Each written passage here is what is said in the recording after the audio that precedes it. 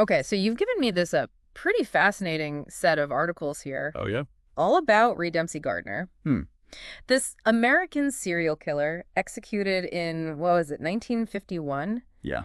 It seems like, there's a lot to unpack here, like way beyond just the crimes themselves. Like what really grabbed me was, just the sheer volume of things he did before he got caught, and then that wild turn with his family after he was executed.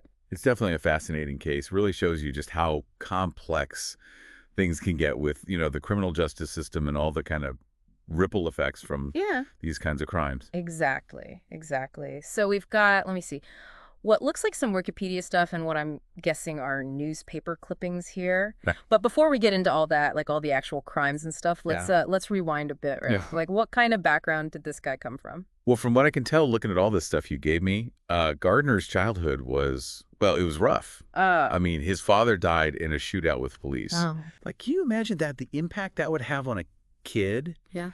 And then, to make matters even worse, his mother ended up in prison after that. So basically, Gardner became an orphan. He was raised, bouncing around the orphanage system. And get this, even before all the murder stuff, his criminal record's already like super long. Yeah, like over 500 documented crimes or something crazy like that, right? Yeah, it's wild. It Yeah. really makes you wonder how much all that early, chaos played into the stuff he did later on. Right, right. Like I've heard that saying, hurt people, Yeah. So let's trace this path. Like, at what point did things really go off the rails? Well, the first murder we know about, it happened back in 1941 when he was serving time in North Dakota. Oh, wow. He ended up strangling his cellmate, a guy named Frank Shelley. And get this, the officials actually thought Shelley died of natural causes at first. Hmm. So Gardner didn't get charged for that one for years. So he just like straight up got away with murder. How's that even possible? Yeah. Well, you got to remember, forensic science back then wasn't what it is today.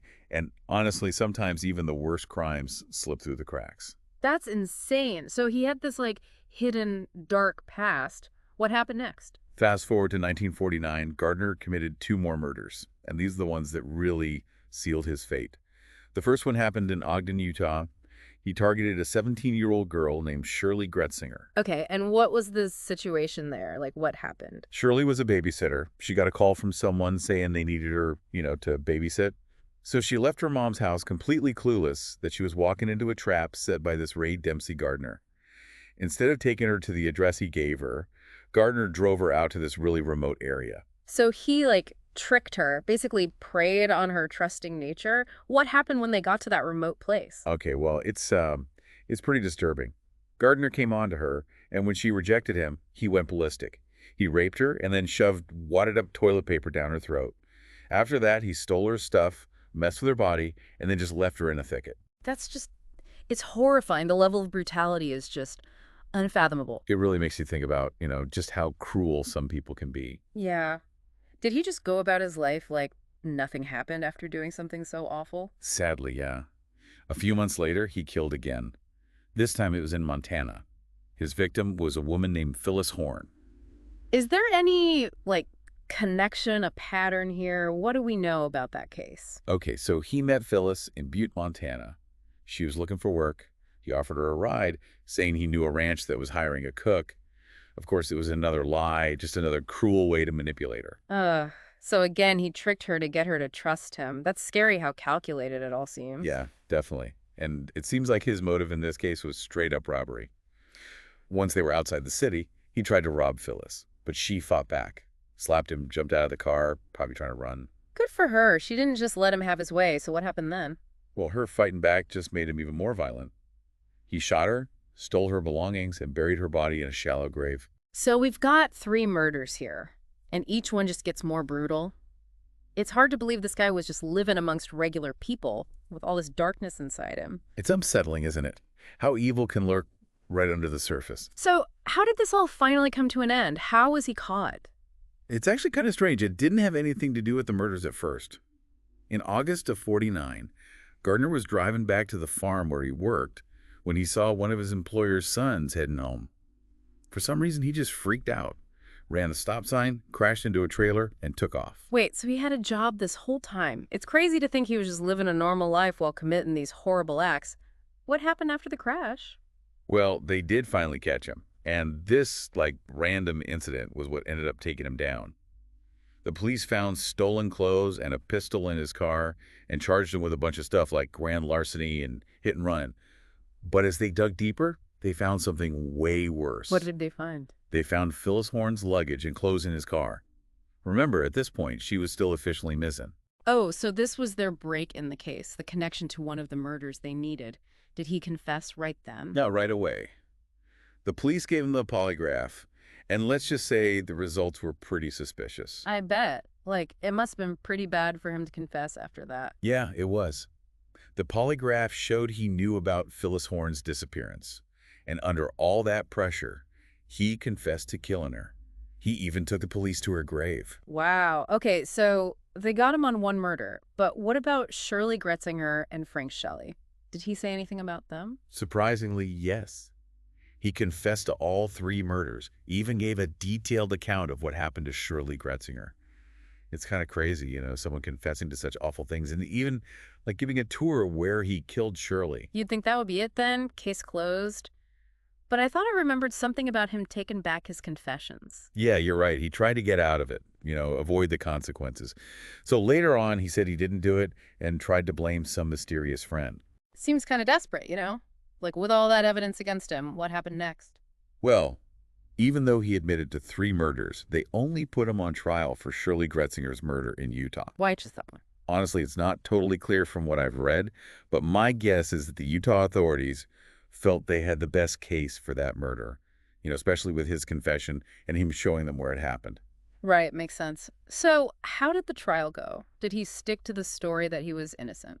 Nope, he didn't plead guilty. But the evidence was overwhelming. They found him guilty of first-degree murder. And the jury, get this, only took 58 minutes to decide and didn't recommend mercy. That meant an automatic death sentence for Gardner. Wow, that's incredibly fast. It's like they didn't even hesitate. Did he try to appeal or anything? Yeah, he appealed, but they all failed.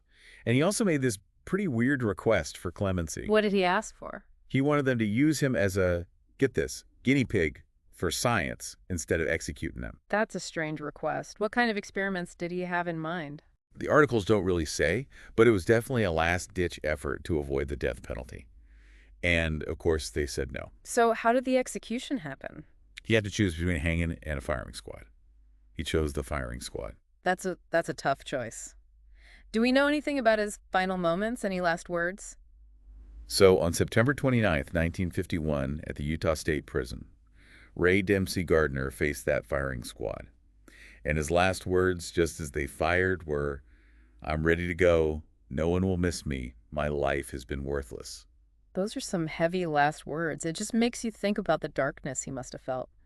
But you mentioned something before about a strained response from his family, right? Yeah, that's where things get really heartbreaking. Okay, I'm all ears. What happened? After the execution, the prison warden reached out to Gardner's closest living relative, his grandmother. He wanted to let her know he was dead and ask about what to do with his body. I can't imagine getting that news. I know. And her response was just, well, it was really sad. What did she say? In a letter to the warden, she wrote, "In referring to your letter, in regard to Ray Gardner's body being shipped to Ohio, I am not able to have him sent here. His mother is dead. We knew nothing about him for 8 years until we read of him committing the crime. I have no further responsibility of care. Use the body as the law directs for medical science." Wow. She basically disowned him even after death. It's such a powerful statement, and it makes you think about family, responsibility, and, maybe how those early traumas can shape a person. For sure. It just adds another layer to a already tragic story. It's crazy how even after his death, Ray Dempsey Gardner's story keeps going. It would be interesting to dive deeper into the psychology of his case and what it all means for society. Yeah, those are some key points to consider, and I think we should definitely dig into them more in the next part of our deep dive. Wow, that was quite a journey through Ray Dempsey Gardner's, early life and all those crimes. It's just hard to wrap your head around, like, how someone could do such brutal things. It makes you think, was there something, like, fundamentally wrong with him? Or were there bigger things at play that kind of pushed him down that path? That's the big question, isn't it? Criminologists, psychologists, they've been trying to figure that out for ages. How much of who we are is, nature versus nurture? Yeah, it's that classic debate, but applied to, like, the darkest parts of human behavior. Yeah. So where do we even start with that? You mentioned, all those crimes Gardner committed even before the murder started. What does that tell us about him? Well, it's almost like he was on this path, towards worse and worse offenses. The sheer number of crimes, even early on, it suggests he just didn't care about rules, about what society thought. It's possible, maybe he just stopped caring about the consequences, which could have made it easier for him to do even more violent things. So it's like he starts small, gets away with it, and it just escalates from there. Yeah, kind of like a snowball effect. And don't forget, this was a different time. Back then, the criminal justice system, well, it was a lot different. Rehab programs weren't as common, and prisons were much harsher. Those experiences could have made him even harder, more prone to violence. It's almost like the system itself, played a part in making him worse. That's a good point. It shows how important it is to look at the bigger picture, the things in society that contribute to crime, instead of just focusing on the individual. So it's not just about understanding the criminal mind, but also the world that shaped that mind. Exactly. It's this complex mix of psychology, environment, and how society's structured. Okay, so let's talk more about the psychology. What do we know about serial killers? Are there common things, patterns we can see in Gardner's case? Well, there's no one-size-fits-all profile for every serial killer, but there are some recurring themes. One big one is childhood trauma, which we already talked about with Gardner. Losing his dad in such a traumatic way, and then his mom going to prison, that must have left some deep scars. Yeah, I mean, that's got to have a huge impact. How does that kind of trauma, you know, mess with someone's mind? Early trauma can really disrupt brain development, Mm-hmm.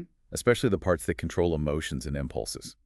That can make it hard to form healthy relationships, deal with anger, or even just understand other people's feelings. So it's like the foundation for a healthy emotional life was never there. Yeah, good analogy. And for some people, those early wounds, they kind of fester and turn into something dark.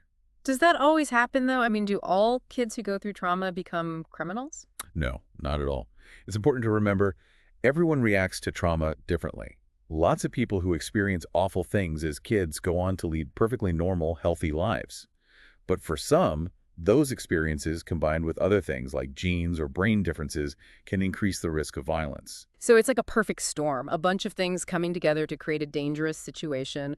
What kind of brain differences are we talking about? Well, research shows that some serial killers have abnormalities in their prefrontal cortex, which is the part of the brain that helps with planning, decision-making, and controlling impulses. Some studies have found that people with antisocial personality disorder, which is often linked to crime, they have less activity in that part of the brain. So if that part's not working right, it's harder to resist those urges or even think about consequences? Exactly. Imagine a car with bad brakes. You can speed up fine, but stopping, that's a problem. Wow, I get it. Are there any other biological things that contribute to violence? Some studies show a connection between aggression and certain genes, like the MAOA gene, which helps break down chemicals in the brain like dopamine and serotonin. Those chemicals play a big role in mood, controlling impulses, and, yeah, aggression. So it's this super complicated recipe, right? You got biology and environment all mixed in, and sometimes, yeah, the result can be deadly. That's a good way to put it. But even if someone's got those genes or brain differences, it doesn't automatically make them a serial killer. The environment, their life experiences, they matter a lot in how those things play out. Back to nature versus nurture, it's never simple, is it? Nope. Human behavior is way too complex for easy answers. Okay, let's shift gears a bit. What about the impact Gardner's crimes had on society? We've been talking a lot about him, but what about the victims, their families, the community? How do these crimes affect everyone else? That's such an important part of the story, and it often gets overlooked. The impact of violence, it spreads way beyond the victims themselves. It creates fear, mistrust. It can change how a whole community functions. People get more cautious, less trusting, and that can have lasting effects. Like a crack in the foundation of the community. Exactly. And then there's the trauma for the victims' families and friends. Mhm. They have to live with this unimaginable pain, losing someone in such a horrible way. And the fact that it was someone seemingly normal, someone who blended in, that makes it even scarier. Yeah, you think you're safe, you think you can protect yourself and your loved ones, and then something like this happens. It shatters that feeling of security. What about the people who investigated the case, prosecuted him? They must be affected too, right? Absolutely. The police, detectives, forensic scientists, lawyers, even the jury, they see the worst of humanity. That takes a toll. It's called vicarious trauma or secondary traumatic stress. And it can show up in different ways like nightmares, anxiety, feeling numb, even trouble in relationships. It's like they carry the weight of those crimes with them long after the case is closed. It's a heavy burden. And then there's the whole debate about the death penalty. Gardner was executed, but is that the answer? Does it really bring justice or just more violence? That's a question people have been arguing about forever, and there are strong opinions on both sides. Some say the death penalty gives closure to the victims' families, that it scares people from committing crimes, and that it gets dangerous people out of society for good. And I'm sure for the families of Gardner's victims, it must have felt like some relief knowing he couldn't hurt anyone else. Of course. But others argue that it's just cruel and inhumane, that it doesn't actually stop crime, and that there's always the chance of executing someone who's innocent. Oh, yeah, that's a terrifying thought, getting it wrong. And what about the idea that it's not really justice, just revenge? Does taking another life actually solve the problems that lead to these crimes in the first place? That's a deep question. It makes you think about the purpose of justice. Is it about punishment or rehabilitation? Revenge or preventing future harm? It's complicated, no easy answers. We've covered a lot. Gardner's past, the psychology of serial killers, the impact of his crimes, and the death penalty debate.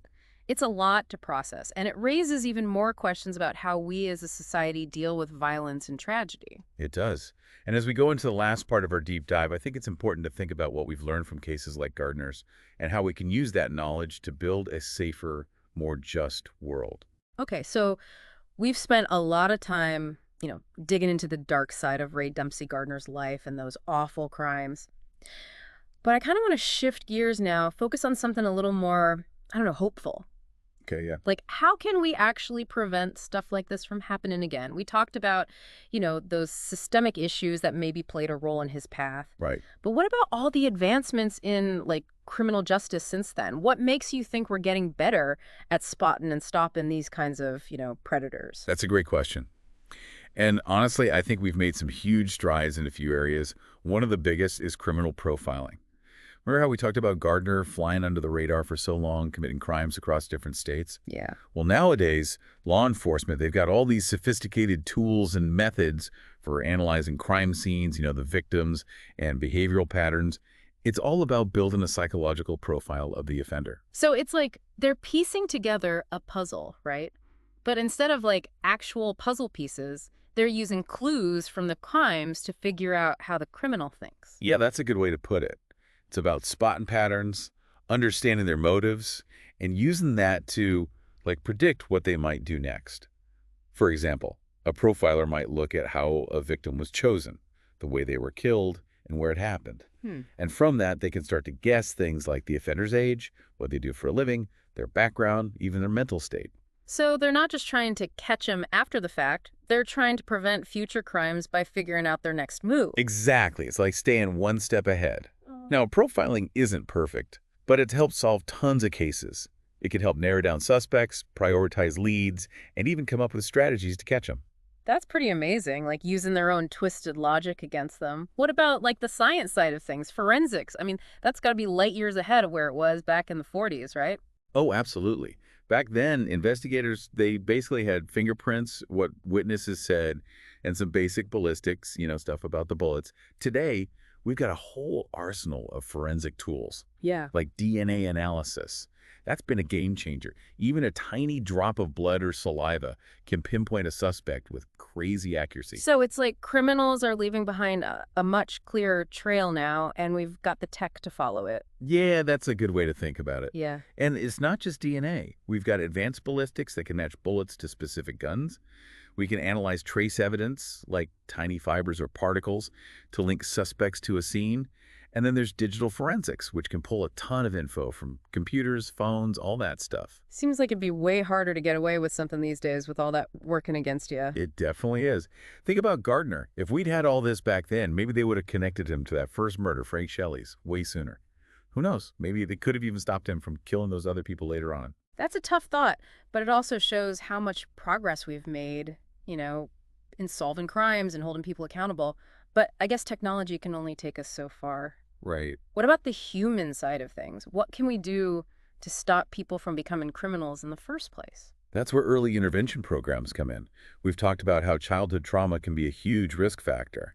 Well, if we can identify those kids early enough, the ones who are at risk, we can give them the support and help they need to break that cycle of violence. You're talking about programs that deal with stuff like poverty, abuse, neglect, right? All the things that can push a kid in the wrong direction. Exactly. Things like counseling, mentors, educational support, job training, it can make a huge difference. Give those kids hope, a chance to build a better life, and a reason to stay away from crime. Seems like common sense, but I'm sure it's not that easy, right? Funding, access, people judging. There are always challenges, that's for sure. But all the research shows early intervention works. It doesn't just lower crime rates, it also helps kids do better in school, strengthens communities, and yeah, saves lives. It's about investing in our kids, giving them what they need to succeed, and building a society that focuses on rehabilitation, not just punishment. It's like they say, an ounce of prevention is worth a pound of cure. Exactly. And it's not just about government programs. We can all do our part. Volunteer at youth centers, mentor kids who need it, donate to organizations that help families, and speak up for policies that create a fairer system for everyone. So it's about creating a safety net, right? A support system that catches people before they fall through the crack. I like that, a safety net. It's about remembering that we're all connected and that making a safer world, well, it takes all of us. We've gone from some pretty dark places to some, glimmers of hope in this deep dive. It's been heavy, but definitely eye-opening. What's the main thing you want people to take away from all this, from Ray Dempsey Gardner's story? I think the biggest lesson here is that even the most terrible crimes can teach us something important. They force us to face some hard truths about ourselves and our society, to see those cracks in the system that lead to violence, and to push us to create a better future. So it's not just about seeing the darkness, it's about finding the light that can lead us toward prevention and healing. Exactly. Ray Dempsey Gardner's story, it's a tragic reminder of how much evil there is in the world, Yeah. but it also challenges us to build a world where these tragedies are just a memory, something from the past. Well said. And to everyone listening out there, we hope this deep dive was, informative and got you thinking. Remember, we can't ignore the darkness, but we can learn from it, grow from it, and work together to create a brighter future for everyone.